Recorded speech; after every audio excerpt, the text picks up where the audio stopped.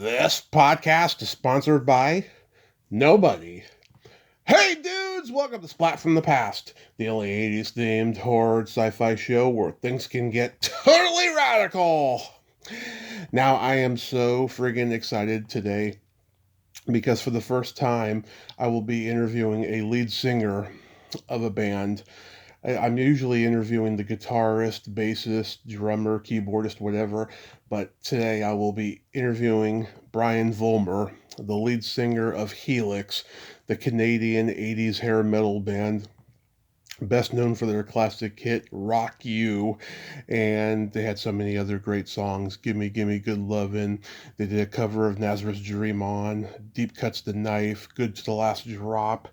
The kids are all shaking. So many great songs, goes on and on. Heavy Metal Love. And it's going to be great to have him on today because Helix has a new album out called Scrap Metal, which I highly recommend.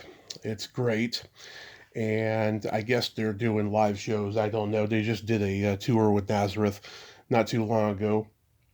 But it's going to be great to have him on and talk a little Helix minutia and all of that stuff. I am pretty friggin' excited. It's going to be an awesome, awesome time talking to him. This is the last show for February. It's been an interesting month. I've got real toe curlers coming up. Next week, I'll be mostly talking to returning guests to do nerd outs or, new project promotions. But I've got a huge bucket list guest coming and many others. It'll be a great March Madness, I promise you.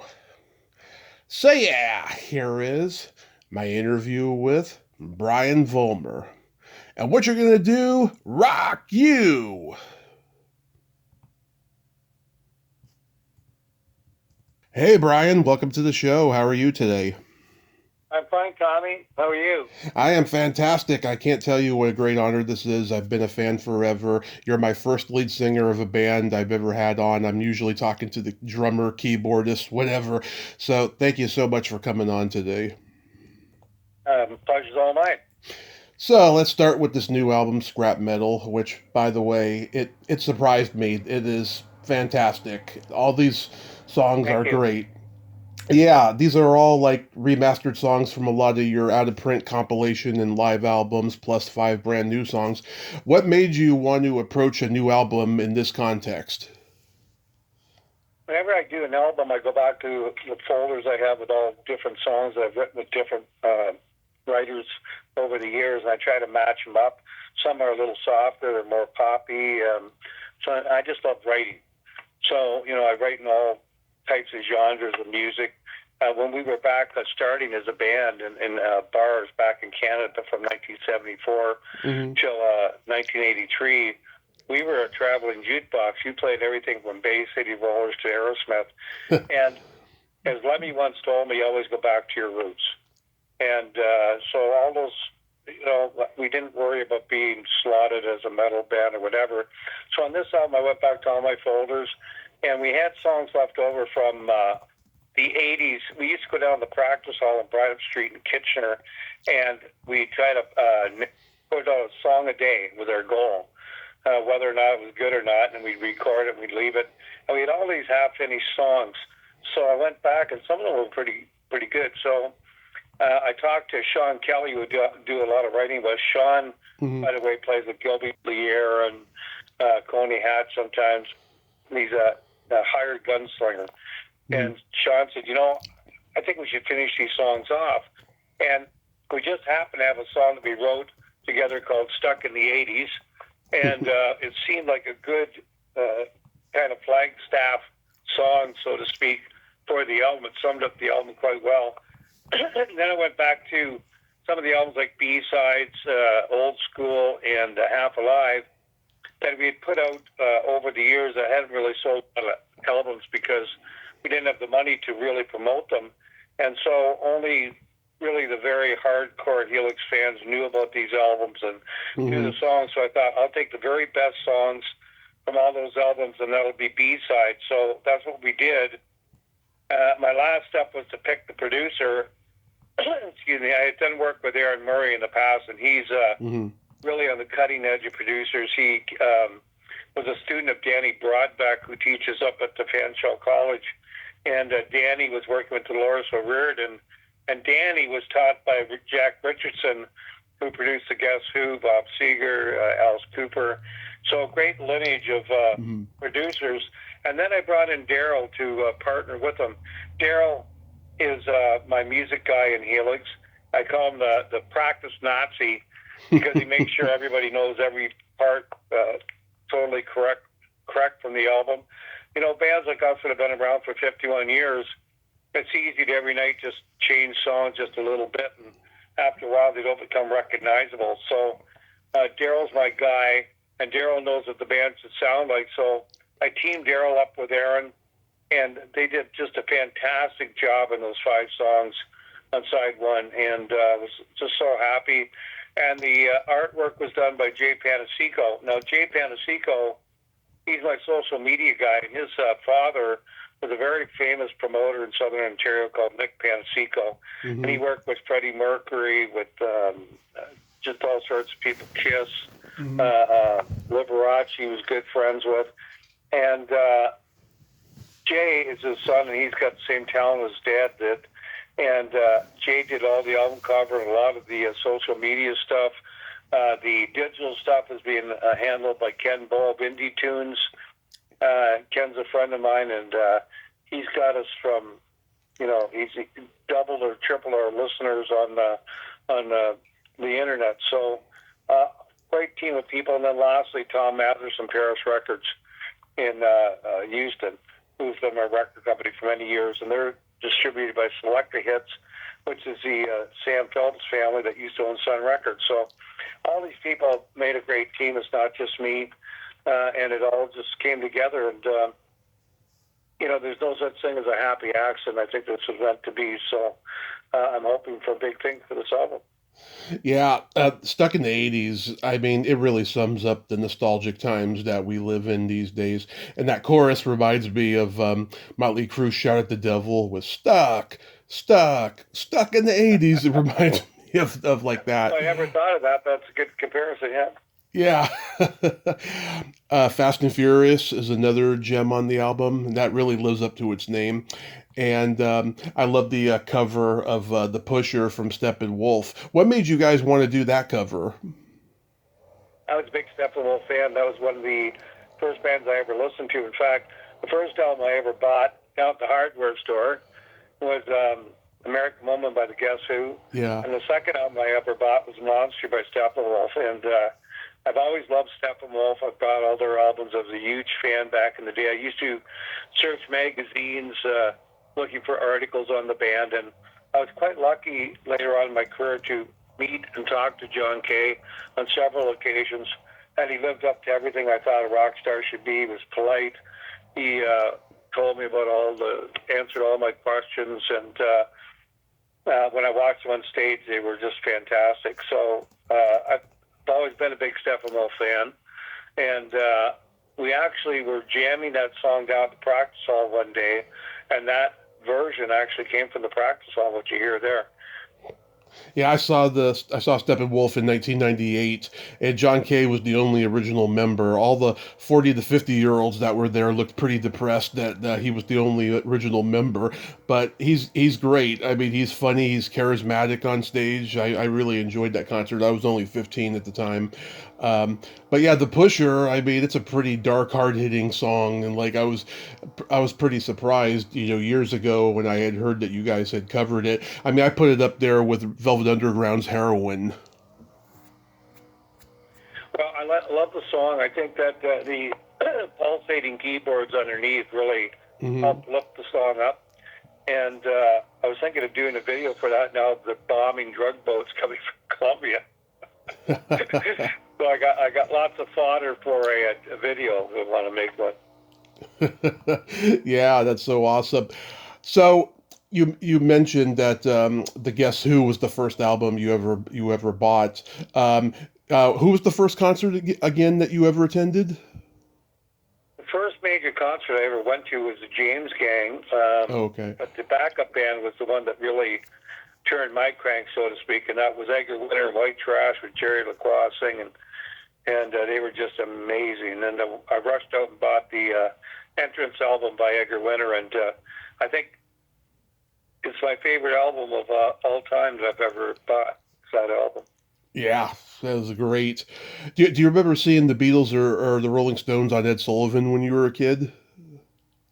Oh, sure I did. And my wife worked at the original Hard Rock Cafe in London, England, which is just off Hyde Park, and it used to be owned by Ringo's first wife, sorry, the owner of the Hard Rock was married to Ringo's first wife. That's it. And when Linda went over there to quit the Hard Rock and come to Canada and be my wife, many years ago, we had they had a party for her in the basement, and I remember Dutch Michaels came out. He was the manager for Heavy Petting. He was American. And we had with us Lee Starkey, Zach Starkey, and Stella McCarthy, and Roger Daltrey's daughter. And I was just gobsmacked, as my wife would say. And she told me that they had come in as kids, and they used to put flowers and clean the tables off after people had eaten. Nobody knew they were the Beatles kids, but they were always in the Hard Rock. And she said one day Zach came down with his buddies, and they'd been in their father's attic, and they were all wearing the Sgt. Pepper clothes. So Linda knew all the kids of the Beatles. I've never met the Beatles myself. I'd love to, but you know, that's the way it goes. I've met so many people in my life. That's one of the benefits of being in a rock and roll band is meeting your heroes. They still have time. Paul and Ringo are still left, and they seem like they're going to live to at least 100. They're both vegans, you know.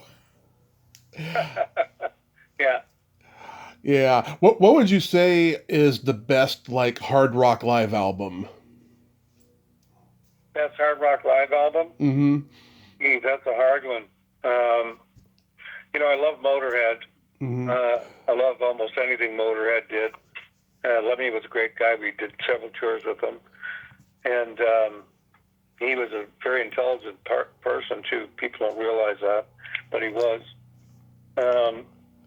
Probably a Motorhead album, but I think back in the day it would have been Love It to Death by Alice Cooper. Yeah, Love It to Death is a great album. I mean, I think the Who Live at Leeds, Kiss Alive, and UFO Strangers in the Night are definitely in my top 3 of the best hard rock live albums. Those are all great. So when Helix formed in 1974, did you guys see like bands like Kick Axe around the club circuit? Not until later on into the 80s. It was probably in like 81, 82 that we started running across the Kick Axe guys.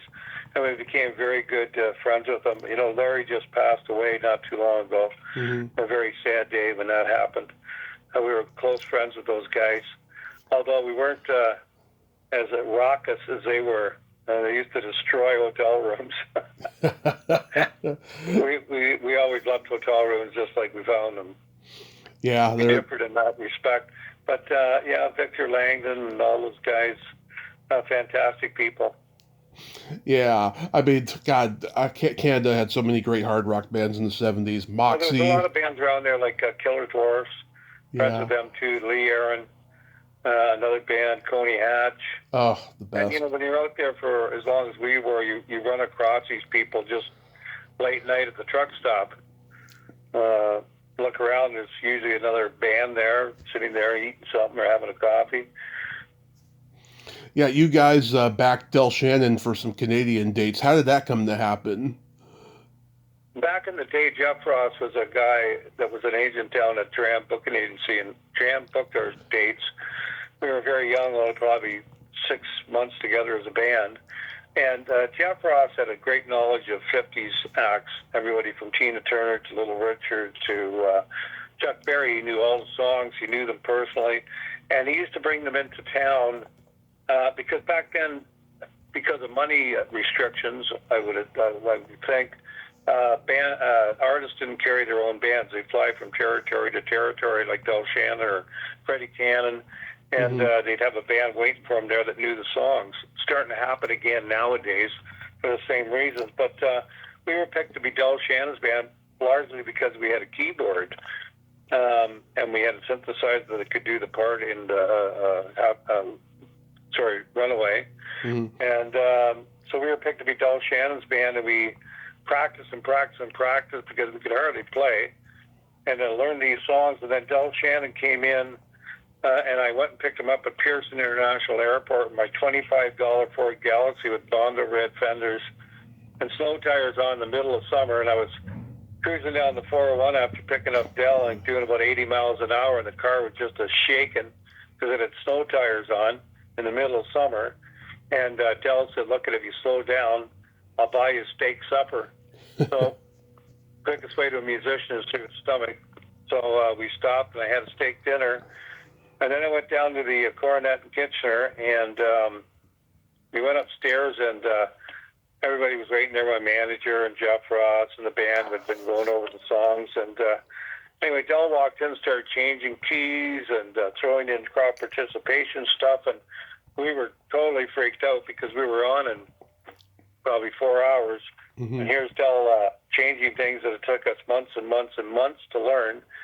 And then we went up to the room, and my guitar player, Brent Turner, he used to smoke cigarettes, and my manager got him to smoke cigarettes. So instead of smoking cigarettes, he smoked hash oil from the minute he got up to the minute he went to bed. He smoked so much hash oil that he carried around a vial and a blowtorch so he could do hot knives.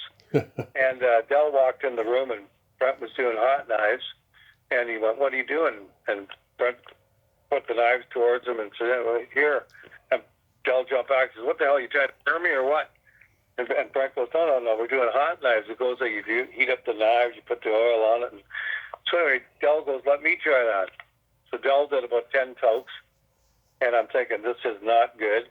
And the way we went on the Coronet was the band would be playing some schmaltzy Vegas thing like da-da-da-da-da-da-da-da-da. And then Del would walk out and wave to the crowd, and he'd tune up to the band. And once he was tuned up, he'd stop, and then he'd walk up the microphone and go, "Once I had a pretty girl, her name it doesn't matter. She went away with another guy, and now she's getting fatter." He started off the hats off to Larry. And that night there was about 500 people jammed into the Coronet Crown Room. And the band was playing, and Del walked out, waved to the audience, and proceeded to walk right off the edge of the stage. He fell on the front table, rolled off. The bouncers grabbed him and threw him back onto the stage. He went and started to sing, and he lost his voice, although he didn't lose his falsetto. And it was pretty rocky for the first couple of days singing-wise, because I think he smoked that oil, and it totally fucked his voice up. Wow. But it was quite the honor to play with Del Shannon. You know, the Beatles and the Rolling Stones backed up Del. And we played that week at the Coronet, and we played the next week at the Jockey Club in Hamilton, which was a real mafia joint back in the day. And Del stayed up partying with Kenny Hollis from a group called Copper Penny from Friday night until about Sunday afternoon. And by the time we got to the Jockey Club, he was pretty tired, so he laid down in one of the booths and fell asleep. And the owner showed up with a little carnation in his lapel and said, "Where's Mr. Shannon?" I said, "He's over there snoring in the corner." But Del told me stories about Tom Petty and with Tom Petty, and he told me the Beatles were pretty ordinary guys. He went over to their house on Sunday afternoon, and Paul would be mowing the lawn. He said, but I asked about the Rolling Stones. He said, "Oh, they're fucking crazy." Yeah, of course. Did he mentor you guys or give you any advice? I'm sure he did. He was a great performer. You only saw a portion of how good he could play guitar, but he was like all those cats from the 50s. They had a certain way of playing rock and roll, and they don't play it like that anymore. And you had to live through that period of time, I think, to sound like that. He was just a nice guy. He told me some great stories about his career, about how, he was one night playing in a club, and next 3 weeks later he was playing the Stork Club in New York City with a big hit. So it was just fantastic playing with him, and a real notch in our belt to say that we have played with one of the greatest people in rock and roll. Absolutely. I mean, that's an honor and a half. The first two Helix albums, Breaking Loose and White Lace and Black Leather, They sound great, but it sounds like you guys were headed into a direction of emulating April Wine or Foreigner with the slick kind of AOR pop hard rock sound. Like, what sparked you guys, becoming a much more louder and uninhibited band later? Well, we were just trying to write songs at that point of our career. We were very unfocused. We hadn't found our sound, let's say. Hmm. And the number I told you, we were a traveling jukebox. We were out there playing everything from Bay City Rollers to Aerosmith. Right. We gravitated towards the heavier stuff, and you can hear it in the tracks.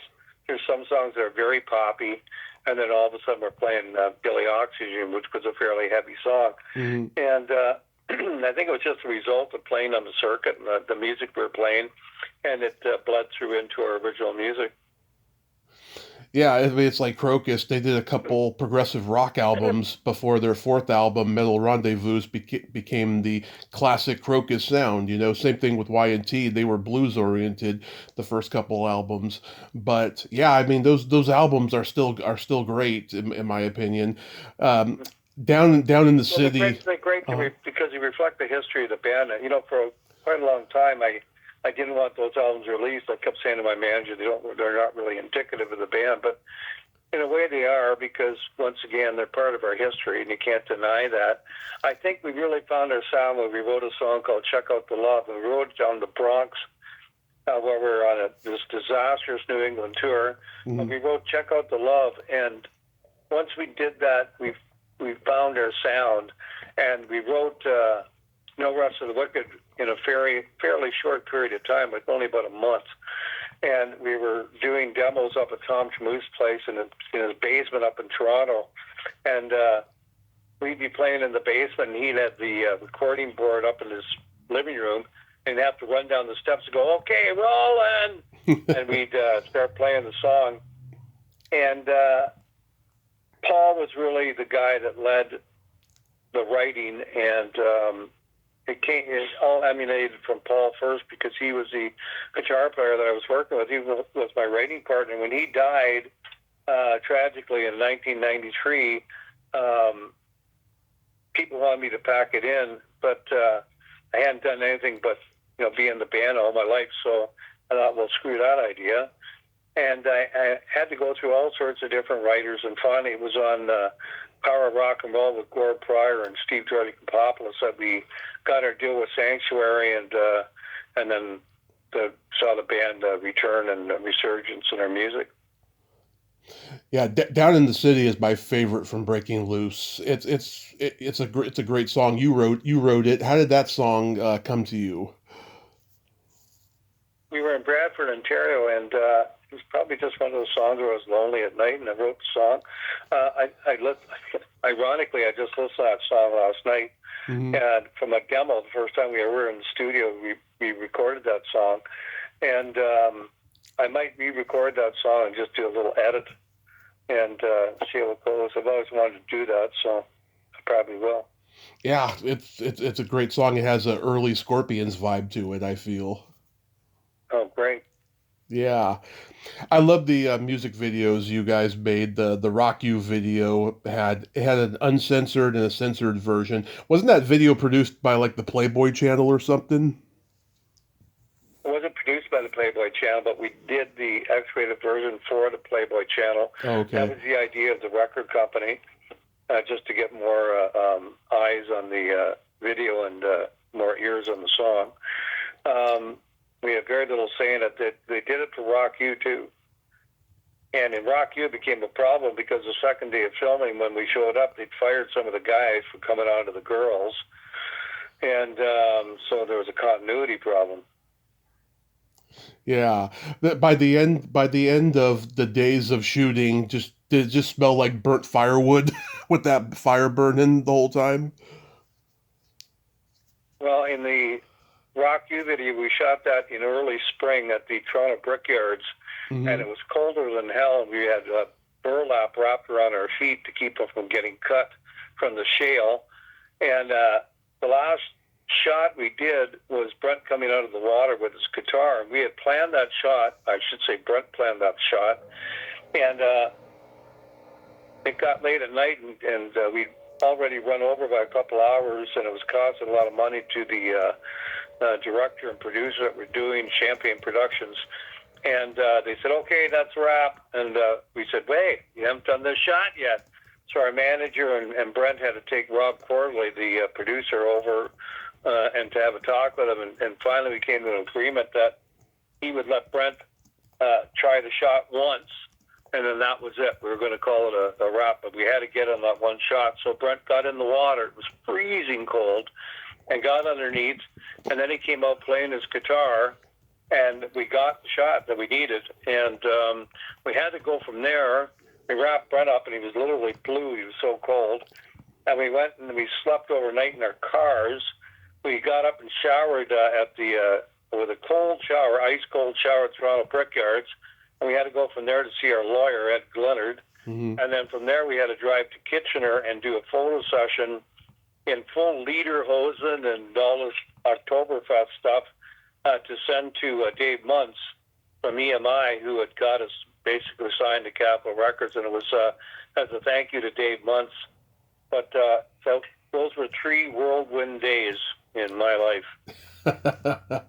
And in the video for "Gimme Gimme Good Lovin'," Rip Taylor made an appearance. How did that come to be? We were filming at Francis Ford Coppola's studio in Los Angeles, and Zoetrope. Next door was Robin Williams and Richard Pryor. We were doing Pryor's Place, which was a kid show. Right. And Richard Pryor was there, Robin Williams and Rip Taylor, and they all come over to see the girls who were taking their tops off from Playboy, Wee Magazine, Hustler. There's Tracy Lords was there. Mm-hmm. And they were just there, and we asked Rip Taylor if he'd be in the video, and he said, sure.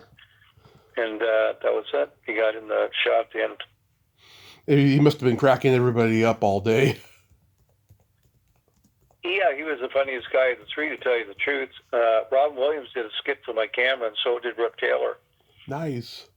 Oh, my God. Right. Rob. Movie camera. Robin, he really must have been cracking everybody up all day because he was always on. You know, you never knew what he was going to do. He was unpredictable. Yes, he was. The video, or not the video, the song, "The Kids Are All Shaken," that song came from a fan letter you guys got from somebody in Poland. Like, what did the letter say?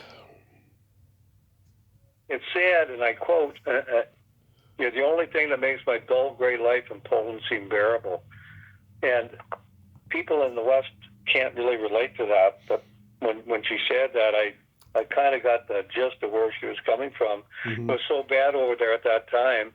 And we ended up going over to Hungary when it was still communist. And that was in 1989 with Ian Gillan.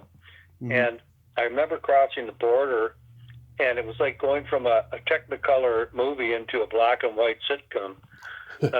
Everything was black and white. There was a lot of spewing smoke, and it was dirty, and there was hardly any food. You can get cheese and slimy salami. That was about it. Yeah. Everybody was selling baskets. It was like that was the main industry of Hungary. Interesting. Wow. Have you heard from that fan since? From Ian Gillan? From the fan who sent that letter. Oh, the fan. Mm-hmm. Oh, no. That was like a one-off thing. Oh, okay. I hope that fan's still alive and still coming to your shows at least. Yeah, me too. I love that song you guys did for the movie Iron Eagle, "It's Too Late." And you guys are probably the only band in history to have 2 songs with the same title, because you guys did a song called "It's Too Late" on Breaking Loose as well. Was that intentional, or was that just a blunder on your part, creatively? Oh, no, what happened was Paul went to write with a guy named John Dexter, and they came back, and that's the song they had. And I said, hey, it's the same title. I guess that's what they come up with, so we just lived with it. And you guys did it specifically for the movie? We did, especially for the movie, yeah. Yeah. I think maybe we played it on stage like once. Yeah, because that they had all the great bands at that time doing the songs for the soundtrack, including King Cobra. Of course, they did the theme song to the movie. You guys are really good at doing ballads. I'm amazed that none of your ballads became big hits here in the States because songs like Deep Cuts the Knife and Good to the Last Drop, especially, I feel should have been number one hits. Do you think the record company never like correctly promoted you guys here in the States? Well, Deep Cuts actually did very well for us. We had double breaker status in that song back in the day, which meant that two-thirds of all the radio stations in the United States were playing that song.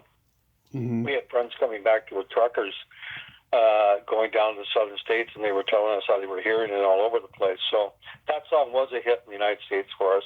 Good to the Last Drop, I think, was only released in Canada, but in Canada it broke top 40, so it did quite well. But didn't do anything in the United States because the label we had on that album was, I think, GWR. Hmm. Or no, sorry, it was Grudge. It was Grudge Records, and they fell apart, the whole record company, halfway through it, so that was the end of that. Because I remember the first time I saw you guys was that video on MTV for good to the last drop, and I still listen to it now, and I just go, God, this is like an instant number one hit in the States, and yet it wasn't. I don't know how it didn't become that. I mean, it's just a catchy, heartfelt tune, you know. Well, a lot of people don't realize this, but it was Paul DeNova that sang background vocals with Steve Marinaccio on that track. Hmm. And ironically, we're playing with Al DeNova coming up in Chicago on June the 13th. Actually, it's in St. Albert's. It's in a theater that was an old speakeasy made by Al Capone. Wow. Yeah, it must have been haunted by the place, was it? Well, there was a secret door with a secret restaurant and stuff they used to drink. Hmm. But it was speakeasy, but my great uncle was actually arrested with Al Capone when they busted him. When they had all the names in the Detroit paper, my great uncle was at the last on the list. My grandmother and her brother, when they were young, my great grandfather used to bootleg booze between Detroit and Windsor, and they were kids, and they'd strap bottles to my grandmother's legs, and they'd use kegs as a back seat, and that's the way they used to bring the booze in. And my grandmother told me one time they actually shot at the car, the border guards. Wow, crazy. Uh, Dream On, which was a cover of a Nazareth tune, you guys ironically just did a tour with them and stuff. It's a beautiful cover, but I'm sure both you guys and Nazareth get people coming up to them all the time saying that it was the same Dream On as the Aerosmith song. Well, I didn't get that so much, but we didn't do the song when we played with Nazareth. Hmm. And at the end of it, I remember they came up and said, "Hey, why did you do Dream On? We were waiting for Dream On every night." You guys But were we just got so many slow songs, it's hard to do them all. We got Maybe Doing They Want, Deep Cuts the Knife. There's a new one on this album called Tie Me Down. So lots of slow songs. you guys were just being respectful. Yeah. So to wrap this up, are you guys going to do any more touring? Well, touring from nowadays is more fly in, fly out, or Hmm. drive in, drive out. We have we're in Calgary, Alberta, the casino, Deerfoot Casino, on June the 13th. And then the next weekend we're in Chicago. In July, I believe we're out in Winnipeg, outside of Winnipeg, and then we're in Regina, which is in Saskatchewan. We're in Halifax in August. And we're going to get more American dates to go with this Chicago date. We're working on Awesome. that right now. So the calendar's starting to fill up. We'll get dates to last us through the summer. Oh, awesome. Do you still enjoy playing live? That's my biggest thrill still. Hmm. That's awesome. Yeah. What are your favorite places to play when you come to the States? Oh, geez. I love Texas. I love it all, to tell you the truth. Doesn't matter where it is. I love the States. Yeah. Have you guys done the It's funny because I kind of get poo-pooed by my fellow countrymen in Canada because I'm playing down here and I love it so much. But I'm not going to hide it. We have lots of friends down here. Mm-hmm. I live in Florida half of the year, and the weather's great. The people are so friendly, and I can't have any animosity towards people that treat me so well. So, Of course. Have you guys done the Eddie Trunk metal cruises? but we've done an MOR 3 times. I know Eddie Trunk personally. Yeah. He's a great guy, good supporter of the band. On this new album, he played us a couple times, and he talked about us, and that's pretty good because everybody's wanting him to push their band. So just to get a mention is a big deal. Yeah. Yeah, I mean, I listen to his show every week and stuff, and yeah, he supports God so many of the great bands that have been around forever and stuff, and yeah, that would be cool if you guys did those cruises with all the great bands, from back in the day. Well, I'd love to do it again.